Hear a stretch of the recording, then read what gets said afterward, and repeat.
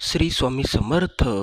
नमस्कार स्वामींच्या प्रिय प्रेमळ स्वामी भक्तांनो, तुमच्या आयुष्यातील अडचणीचा सामना तुम्ही करत असाल आणि त्याच अडचणीचा सामना जर तुमच्याकडून होत नसेल आणि तुमच्या आयुष्यामध्ये तुम्ही खूप कष्ट करत असाल आणि त्या कष्टाचं फळ तुम्हाला मिळत नसेल, तुम्ही खूप कष्ट करूनही तुम्हाला कष्टाचं फळ मिळत नसेल, तर हा स्वामींचा मंत्र तुमच्यासाठी खूप लाभदायक ठरणार आहे. तुम्हाला कष्ट करूनही फळ मिळत नाही, तुमच्या घरामध्ये सुख टिकून राहत नाही, तुमच्या घरामध्ये जसा पैसा येतो तसाच चालला जातो, तुमच्या घरामध्ये ज्या वाटाने लक्ष्मी येते त्याच वाटाने लक्ष्मी चालल्या जात असेल, तर हा स्वामींचा चमत्कारी मंत्र खास तुमच्यासाठी आहे. हा मंत्र फक्त तुमच्या घरामध्ये चालू करून सोडून द्या, तुमच्या खिशामध्ये हा मंत्र चालू करून सोडून द्या. तुम्ही कुठे बी नसेल तर फक्त हा मंत्र तुमच्या मोबाईलवरती लावा आणि पूर्णपणे मंत्राचा श्रवण करा. फक्त मंत्र ऐका, बाकी तुम्ही काहीही करू नका. मग तुमचे काम संपले, मग बघा कसा चमत्कार होतो, मग बघा कसा तुम्हाला चमत्कार आढळतो. तुम्ही फक्त हा मंत्र पूर्णपणे ऐका, तुम्ही फक्त हा मंत्र पूर्णपणे श्रवण करा. या मंत्राच्या श्रवणानेच तुमच्या आयुष्यातली दारिद्र्य पूर्णपणे नष्ट होणार, तुमच्या आयुष्यातील सडेसती नष्ट होणार. फक्त या मंत्राच्या श्रवणानेच. जर तुम्ही हा मंत्र पूर्णपणे ऐकला, जर तुम्ही हा मंत्र पूर्णपणे श्रवण केला, तर या श्रवणानेच तुमच्या आयुष्यातील दारिद्र्य पूर्णपणे नष्ट होणार, तुमच्या आयुष्यातील सडेसती पूर्णपणे नष्ट होणार. तर चला, तुमचा जादा वेळ न घेता वळूया आपण त्या मंत्राकडे. त्याआधी आपण या मंत्राचे फायदे जाणून घेऊ. या मंत्राचे कित्येक फायदे आहे, हजारो लाखो फायदे फक्त एका मंत्राचे आहे. आणि ते फक्त फायदे तुम्हाला लागू होतील तर ते म्हणजे पूर्णपणे श्रवण केल्यावर. असं तसं ते लागू होणार नाही, ते लागू होतील तर ते फक्त मंत्र ऐकल्याने, मंत्राचं श्रवण केल्याने, मंत्राचा जप ऐकल्याने. त्यामुळे तुम्ही हा मंत्र पूर्णपणे ऐका, या मंत्राचा पूर्णपणे श्रवण करा, या मंत्राचा श्रवण तुमच्या कानावर घ्या आणि मग बघा कसा चमत्कार होतो. मग बघा तुमचं आयुष्य कसं बदलतं, मग बघा तुमचं भाग्य कसं बदलतं, तुमच्या भाग्यामध्ये कसा उजेड येतो. जर तुमच्या भाग्यामध्ये पूर्णपणे काळोख अंधार असेल, तुमच्या आयुष्यामध्ये अडचणीवर अडचणी येत चाललेल्या असाल आणि तुम्ही पण या अडचणीवर खूप व्याकुळ झालेले असेल, तर हा मंत्र बघा कसा काम करेल तुमच्या त्या गोष्टीवर. मग बघा कसा चमत्कार होईल, मग बघा तुमचं आयुष्य कसं सुधरल. तर चला, तुमचा जादा वेळ न घेता आपण सुरू करू तो मंत्र, चालू करू तो चमत्कारी मंत्र, सुरू करूया त्या चमत्कारी मंत्राला. पण जर तू या मंत्राला हलक्यात घेतलं किंवा ढोंगी भक्ती केली आणि ढोंगी चाळे करून मंत्र अर्धवट ऐकला, अर्धवट किंवा थोडाफार ऐकला आणि सोडून पळून गेला, तर तुझ्या इतकं पाप कोणालाच लागणार नाही. कारण की हा मंत्र साक्षात स्वामी माऊलींचा चमत्कारी मंत्र आहे. जो भक्त याला अर्धवट ऐकेल, जो भक्त याला ढोंगी चाळे करून ऐकणार, त्याच्या आयुष्यामध्ये सदैव अंधारच अंधार राहणार, त्याच्या आयुष्यामध्ये कधीही दारिद्र्य जाणार नाही, त्याच्या आयुष्यातून कधीही साडेसाती जाणार नाही. त्यामुळे भक्ता, तू जर स्वामींचा खरा भक्त असला तर हा मंत्र तुला पूर्णपणे ऐकणं गरजेचे आहे. या मंत्राचा श्रवण करणं तुला पूर्णपणे गरजेचे आहे. हा मंत्र तुझ्यासाठी खूप मोठा लाभदायक या ठिकाणी आहे. तुला फक्त याचा लाभ कसा घ्यायचा, तर फक्त मंत्र पूर्णपणे ऐकायचा. मग बघ तुझ्या आयुष्यामध्ये कसा पैसा येतो, मग बघ तुझी दारिद्र्य कशी दूर होती, मग बघ कशी तुझी साडेसाती दूर होती. तर चल, तुझा जादा वेळ न घेता सुरू करूया आपण त्या चमत्कारी मंत्राकडे. तर चला, वळूया त्या चमत्कारी मंत्राकडे. तर चला, चालू करूया तो चमत्कारी मंत्र. पण मंत्र ऐकण्यापूर्वी तुम्ही जर या यूट्यूब चॅनलवर नवीन असले तर लगेच या यूट्यूब चॅनलला सबस्क्राईब करून टाका, कारण की हे चॅनलच श्री स्वामी समर्थ महाराज यांचे आहे. कमेंटमध्ये श्री स्वामी समर्थ नाव टाईप करायला अजिबात विसरू नका. आणि हा मंत्र खूप तीव्र तीक्ष्ण मंत्र आहे. मंत्र अर्धवट काय ऐकू नका, मंत्र पूर्णपणे ऐका. हाताने अंगावर साप घेऊ नका, अर्धवट ऐकू नका. तर चला, चालू करूया चमत्कारी मंत्र. ओम नमो श्री आराध्या दैवत श्री स्वामी समर्थाय नमः। ओम नमो श्री आराध्या दैवत श्री स्वामी समर्थाय नमः। ओम श्री आराध्या दैवत श्री स्वामी समर्थाय नमः। ओम श्री आराध्या दैवत श्री स्वामी समर्थाय नमः। ओम नमो श्री आराध्या दैवत श्री स्वामी समर्थाय नमः। ओम नमो श्री आराध्या दैवत श्री स्वामी समर्थाय नमः। ओम श्री आराध्या दैवत श्री स्वामी समर्थाय नमः। ओम श्री आराध्या दैवत श्री स्वामी समर्थाय नमः। ओम श्री आराध्या दैवत श्री स्वामी समर्थाय नमः। ओम श्री आराध्या दैवत श्री स्वामी समर्थाय नमः। ओम श्री आराध्या दैवत श्री स्वामी समर्थाय नमः। ओम श्री आराध्या दैवत श्री स्वामी समर्थाय नमः। ओम श्री आराध्या दैवत श्री स्वामी समर्थाय नमः। ओम श्री आराध्या दैवत श्री स्वामी समर्थाय नमः। ओम आराध्या दैवत श्री स्वामी समर्थाय नमः। ओम आराध्या दैवत श्री स्वामी समर्थाय नमः। ओम श्री आराध्या दैवत श्री स्वामी समर्थाय नमः। ओम श्री आराध्या दैवत श्री स्वामी समर्थाय नमः। ओम नमो श्री आराध्या दैवत श्री स्वामी समर्थाय नमः। ओम नमो श्री आराध्या दैवत श्री स्वामी समर्थाय नमः। ओम श्री आराध्या दैवत श्री स्वामी समर्थाय नमः। ओम श्री आराध्या दैवत श्री स्वामी समर्थाय नमः। ओम नमो श्री आराध्या दैवत श्री स्वामी समर्थाय नमः। ओम नमो श्री आराध्या दैवत श्री स्वामी समर्थाय नमः। ओम श्री आराध्या दैवत श्री स्वामी समर्थाय नमः।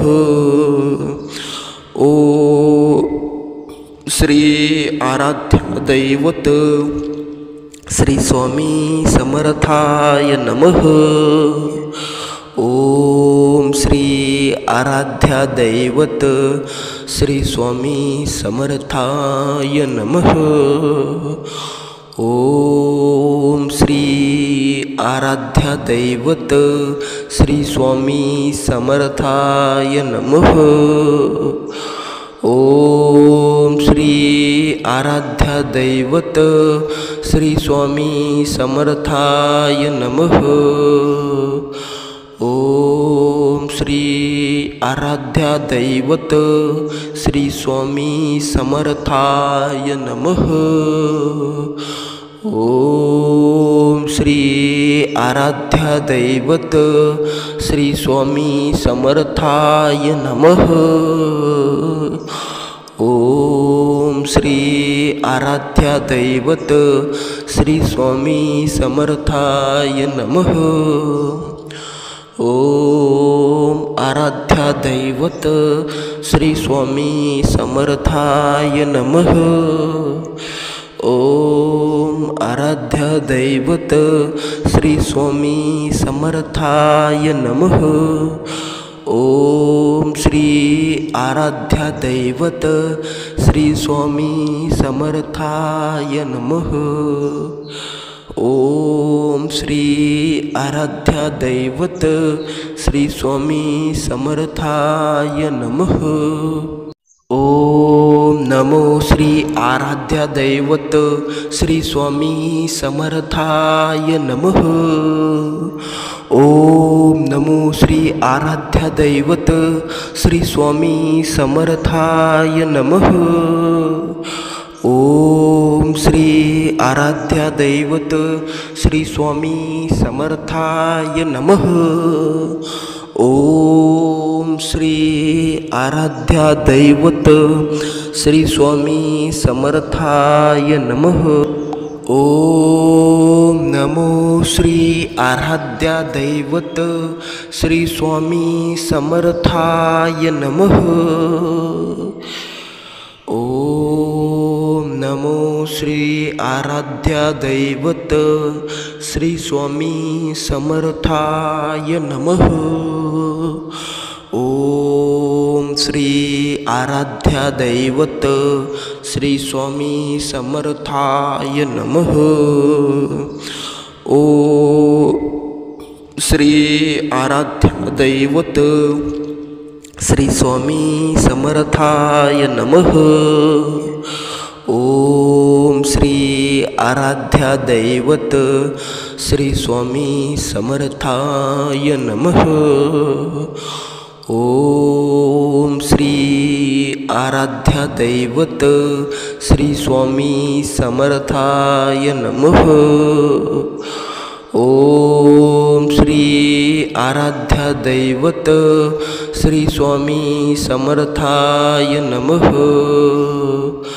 ओम श्री आराध्या दैवत श्री स्वामी समर्थाय नमः। ओम श्री आराध्या दैवत श्री स्वामी समर्थाय नमः। ओम श्री आराध्या दैवत श्री स्वामी समर्थाय नमः। ओम आराध्या दैवत श्री स्वामी समर्थाय नमः। ओम आराध्या दैवत श्री स्वामी समर्थाय नमः। ओम श्री आराध्या दैवत श्री स्वामी समर्थाय नमः। ओम श्री आराध्या दैवत श्री स्वामी समर्थाय नमः। ओम नमो श्री आराध्या दैवत श्री स्वामी समर्थाय नमः। ओम नमो श्री आराध्या दैवत श्री स्वामी समर्थाय नमः। ओम श्री आराध्या दैवत श्री स्वामी समर्थाय नमः। ओम श्री आराध्या दैवत श्री स्वामी समर्थाय नमः। ओम नमो श्री आराध्या दैवत श्री स्वामी समर्थाय नमः। ओम नमो श्री आराध्या दैवत श्री स्वामी समर्थाय नमः। ओम श्री आराध्या दैवत श्री स्वामी समर्थाय नमः। ओम श्री आराध्या दैवत श्री स्वामी समर्थाय नमः। ओम श्री आराध्या दैवत श्री स्वामी समर्थाय नमः। ओम श्री आराध्या दैवत श्री स्वामी समर्थाय नमः। ओम श्री आराध्या दैवत श्री स्वामी समर्थाय नमः। ओम श्री आराध्या दैवत श्री स्वामी समर्थाय नमः। ओम श्री आराध्या दैवत श्री स्वामी समर्थाय नमः। ओम श्री आराध्या दैवत श्री स्वामी समर्थाय नमः। ओम आराध्या दैवत श्री स्वामी समर्थाय नमः। ओम आराध्या दैवत श्री स्वामी समर्थाय नमः। ओम श्री आराध्या दैवत श्री स्वामी समर्थाय नमः। ओम श्री आराध्या दैवत श्री स्वामी समर्थाय नमः। ओम नमो श्री आराध्या दैवत श्री स्वामी समर्थाय नमः। ओम नमो श्री आराध्या दैवत श्री स्वामी समर्थाय नमः। ओम श्री आराध्या दैवत श्री स्वामी समर्थाय नमः। ओम श्री आराध्या दैवत श्री स्वामी समर्थाय नमः।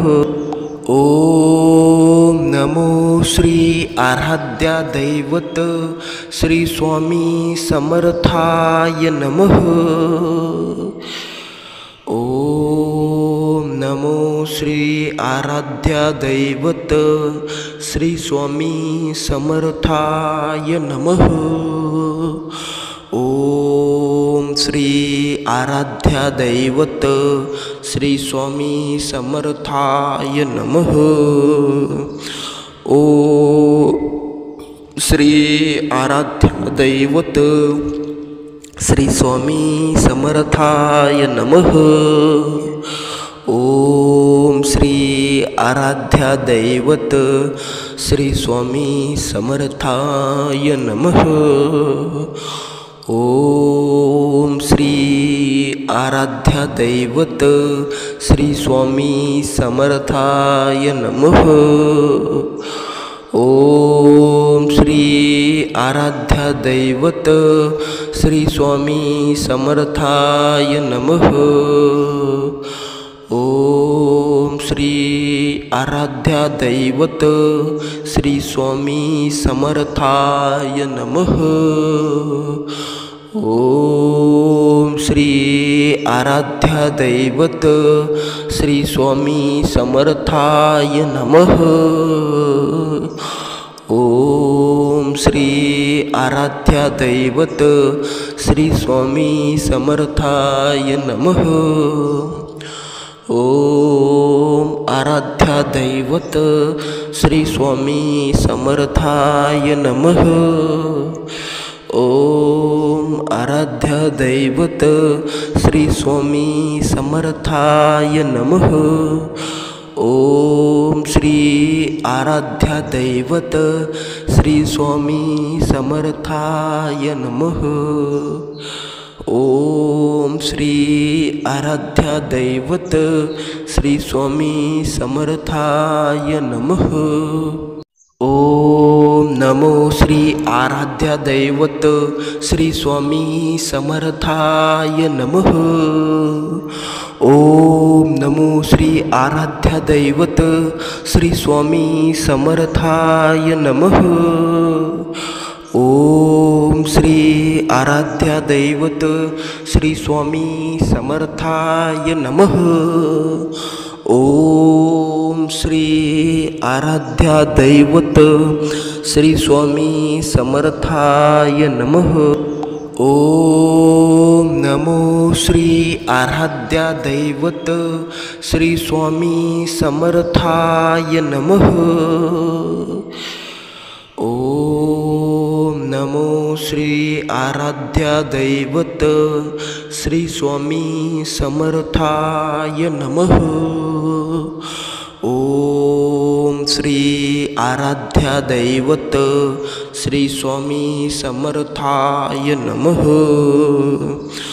ओम श्री आराध्या दैवत श्री स्वामी समर्थाय नमः। ओम श्री आराध्या दैवत श्री स्वामी समर्थाय नमः। ओम श्री आराध्या दैवत श्री स्वामी समर्थाय नमः। ओम श्री आराध्या दैवत श्री स्वामी समर्थाय नमः। ओम श्री आराध्या दैवत श्री स्वामी समर्थाय नमः।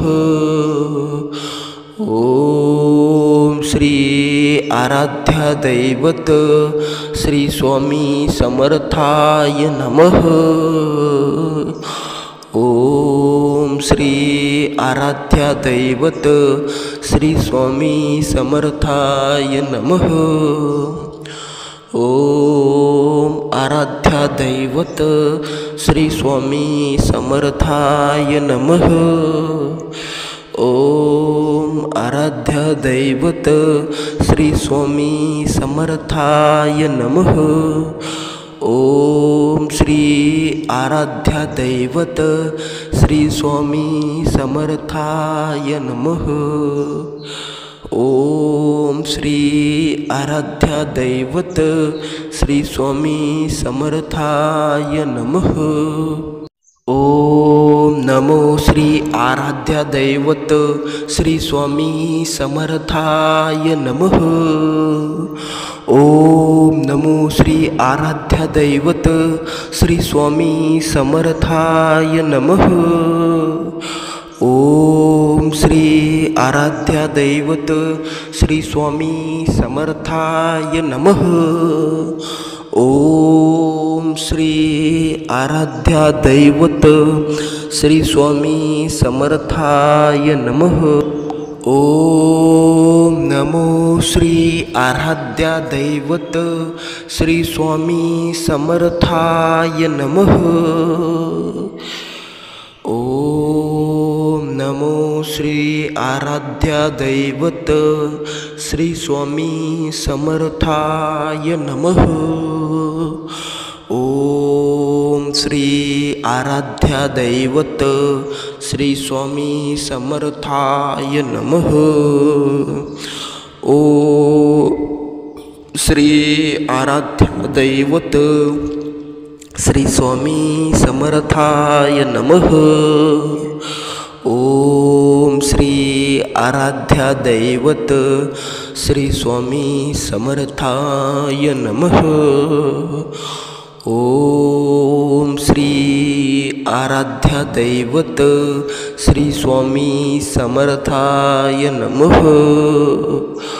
ओम श्री आराध्या दैवत श्री स्वामी समर्थाय नमः।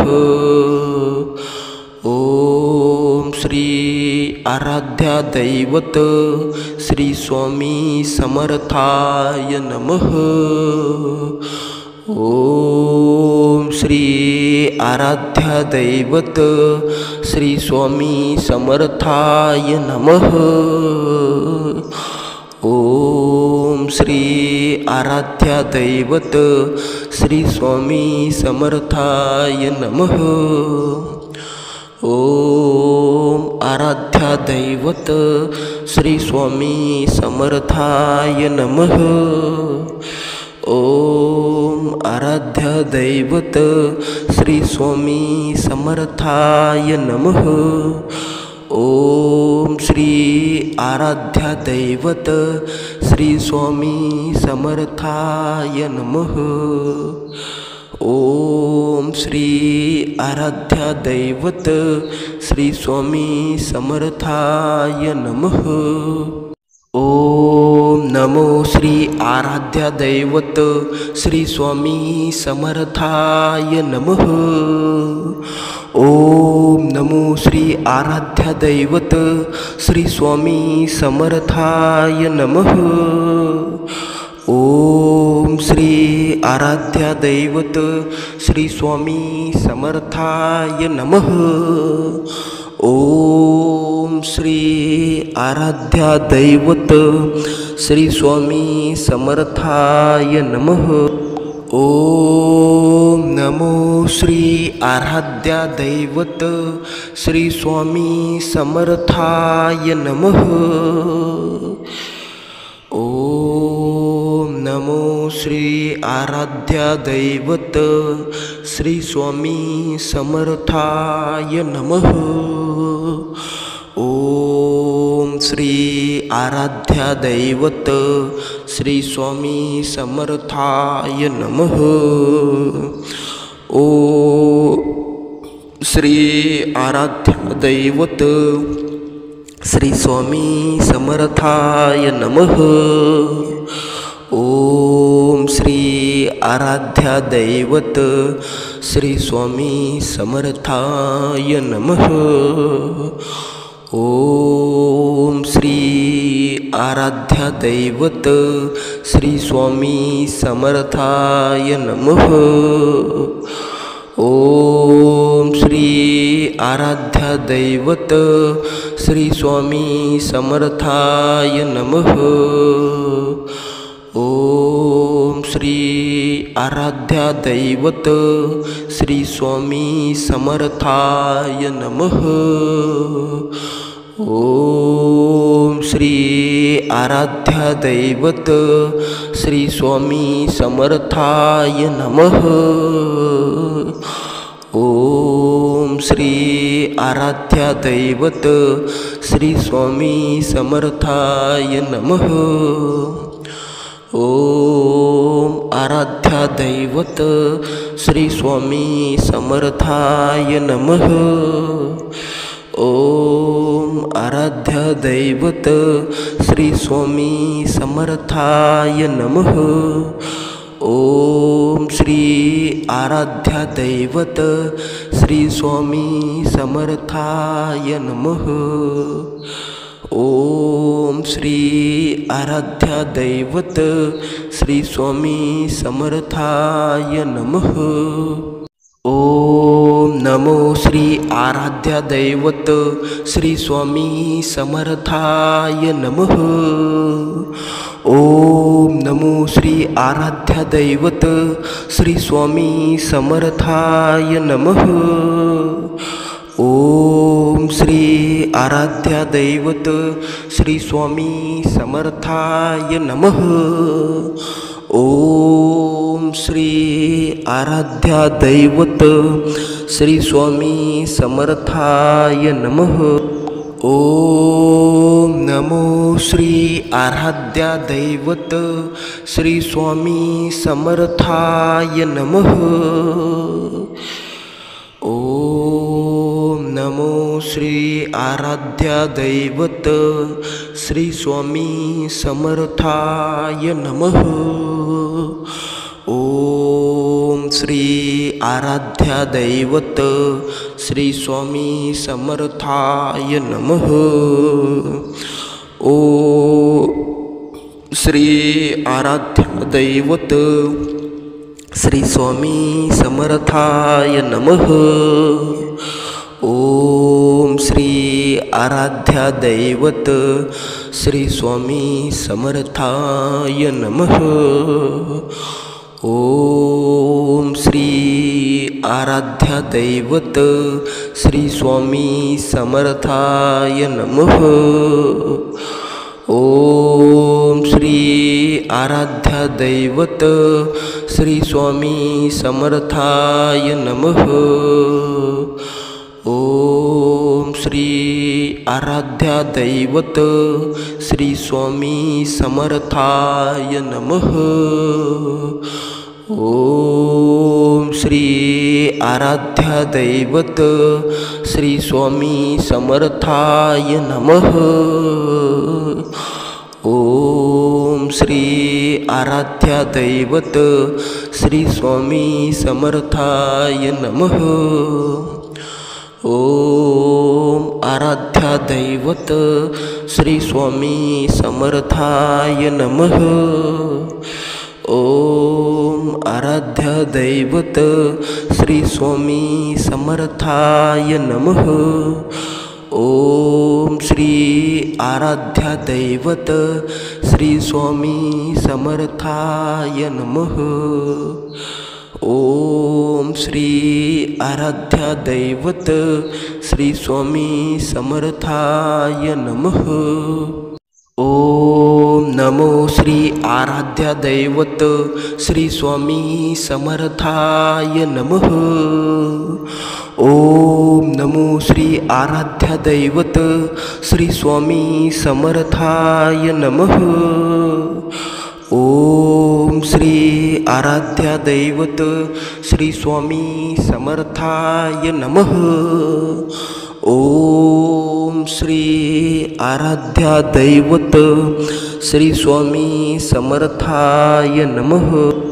ओम नमो श्री आराध्या दैवत श्री स्वामी समर्थाय नमः। ओम नमो श्री आराध्या दैवत श्री स्वामी समर्थाय नमः।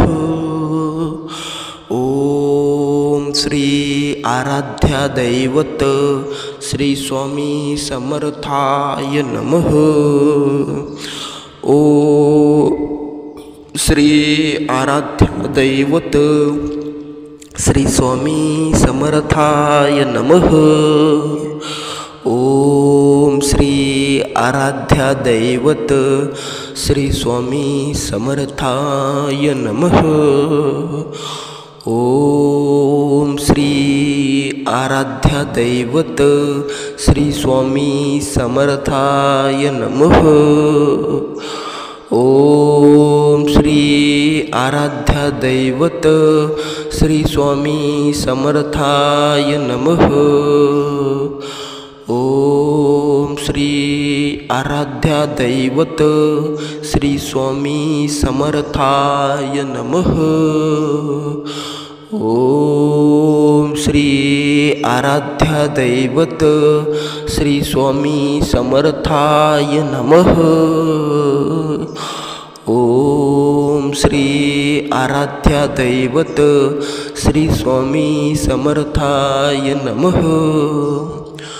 ओम आराध्या दैवत श्री स्वामी समर्थाय नमः। ओम आराध्या दैवत श्री स्वामी समर्थाय नमः। ओम श्री आराध्या दैवत श्री स्वामी समर्थाय नमः। ओम श्री आराध्या दैवत